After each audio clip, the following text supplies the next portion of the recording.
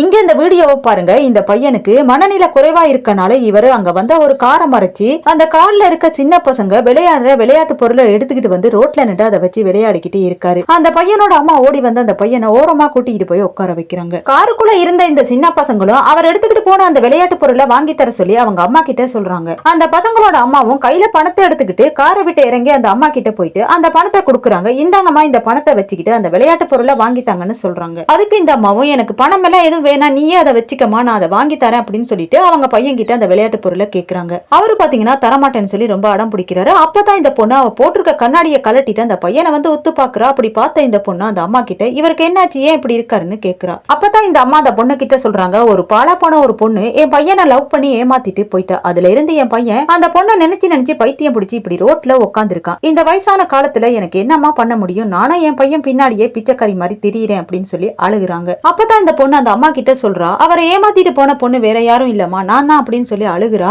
அப்ப இந்த அம்மாவை, நீயாமா அந்த பொண்ணு எதுக்குமா இப்படி பண்ணுன, என் பையனை பாருமா அப்படின்னு சொல்லி அழுகுறாங்க. அப்ப இந்த பொண்ணை என்ன மன்னிச்சிருங்கம்மா அப்படின்னு சொல்லி அழுகுறா. அதுக்கு இந்த அம்மாவை, ஒரு நிமிஷம் கூட இந்த இடத்துல நீ நிக்காதம்மா, உன்னோட பேரு தெரிஞ்சா என் பையன் வந்து உன்னை சும்மாவே விட மாட்டான், நீ கிளம்பி போயிரு அப்படின்னு சொல்லி அந்த பொண்ணு அந்த இடத்துல இருந்து அனுப்பி வைக்கிறாங்க.